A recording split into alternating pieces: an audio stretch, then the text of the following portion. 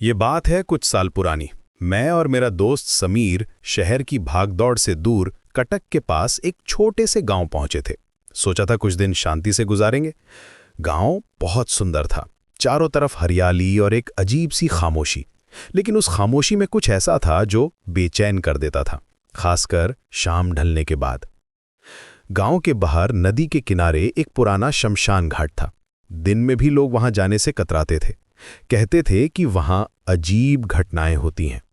और उस शमशान की सबसे रहस्यमय चीज थी एक दिया, एक छोटा सा मिट्टी का दिया जो हमेशा जलता रहता था। चाहे कितनी भी तेज हवा चले या बारिश हो, वो दिया कभी नहीं बुझता था। एक रात हम गांव के कुछ लड़कों के साथ बैठे बातें कर रहे थे। बातों बातों में शमशान घाट और उस दिए का जिक्र छिड़ गया। गांव के एक लड़के ने कहा, वो दिया कभी नहीं बुझता, वो एक आत्मा का पहरा है। समीर, जो इन सब बातों को नहीं मानता था, जोर से हंस पड़ा। बोला, क्या बकवास है, हवा से बचाने के लिए कुछ जुगाड़ किया होगा, इसमें आत्मा कहां से आ गई। उसकी इस बात पर बहस छिड़ गई। गांव के लड़के अपनी बात पर अड़े थे और समीर मजाक उड़ा रहा था। तभी एक लड़के ने समीर को चुनौती दे दी, अगर इतनी ही हिम्मत है तो जाकर उस दिए को बुझाकर दिखाओ। मैंने समीर को रोकने की बहुत कोशिश की। मैंने कहा, समीर छोड़ना, क्यों पंगे ले रहा है, ये इन लोगों की आस्था का सवाल है। लेकिन समीर पर तो धुन सवार थी। वो अपनी बहादुरी साबित करना चाहता था। उसने कहा, अरे तू डर मत, मैं बस 2 मिनट में उसे बुझाकर आता हूं, देखता हूं कौन सी आत्मा मुझे रोक। हम सब चुप हो गए। समीर उठ खड़ा हुआ और शमशान की तरफ चल पड़ा। अंधेरी रात में उसकी परछाई धीरे धीरे गायब होती जा रही थी। हम सब की सांसें अटकी हुई थीं। दूर शमशान में वो जलता हुआ दिया एक छोटी सी उम्मीद की तरह लग रहा था। कुछ देर बाद हमने देखा कि समीर दिए के पास पहुंचा। वो एक पल के लिए रुका और फिर वो रोशनी गायब हो गई। दिया बुझ चुका था। जैसे ही दिया बुझा, एक अजीब सी अप्राकृतिक शांति छा गई।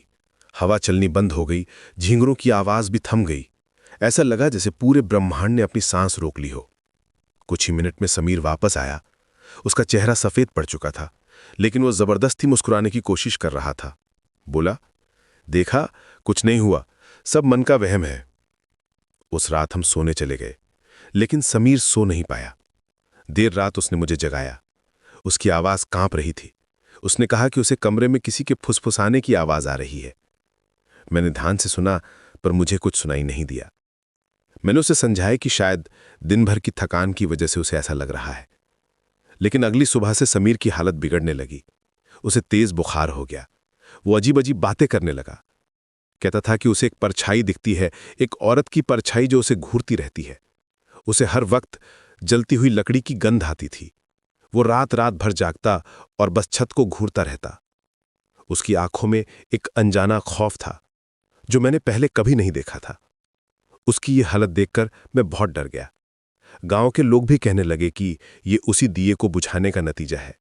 मैं समीर को लेकर गांव के सबसे बुजुर्ग व्यक्ति हरि काका के पास गया। उन्होंने समीर को देखा और एक लंबी सांस ली। उन्होंने हमें जो कहानी सुनाई, वो सुनकर हमारे रोंगटे खड़े हो गए।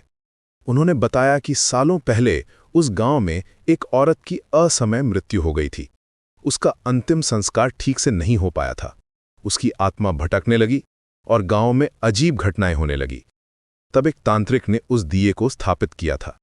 वो दिया एक बंधन था, एक सीमा जो उस आत्मा को शमशान तक ही सीमित रखती थी। वो दिया उस अतृप्त आत्मा की शांति के लिए था। हरि काका ने कहा, उस दिए को बुझाकर तुम्हारे दोस्त ने उस बंधन को तोड़ दिया है। उसने उस आत्मा को नाराज कर दिया है और अब वो आत्मा उसे अपने साथ ले जाना चाहती है। ये सुनकर मेरे पैरों तले जमीन खिसक गई। हमने हरि काका से बहुत मिन्नतें की। उन्होंने कुछ पूजा पाठ किया और हमें तुरंत गांव छोड़ने को कहा। उन्होंने शमशान में जाकर दोबारा दिया जलाया और आत्मा से क्षमा मांगी। हम उसी दिन समीर को लेकर शहर वापस आ गए। इलाज के बाद उसका बुखार तो उतर गया, लेकिन वो समीर फिर कभी पहले जैसा नहीं हो पाया। वो हंसमुख बिंदास लड़का कहीं खो गया था। वो ज्यादातर चुप रहता और अक्सर अंधेरे में किसी अनजानी चीज को घूरता रहता। उसकी आंखों का वो खौफ कभी कम नहीं हुआ। आज भी जब मैं उस घटना को याद करता हूं तो मेरी रूह कांप जाती है। विज्ञान हर चीज का जवाब नहीं दे सकता। कुछ चीजें, कुछ ताकतें हमारी समझ से परे हैं और कुछ सीमाओं को कभी नहीं लांघना चाहिए। उस गांव का वो दिया आज भी जल रहा है, एक चेतावनी की तरह।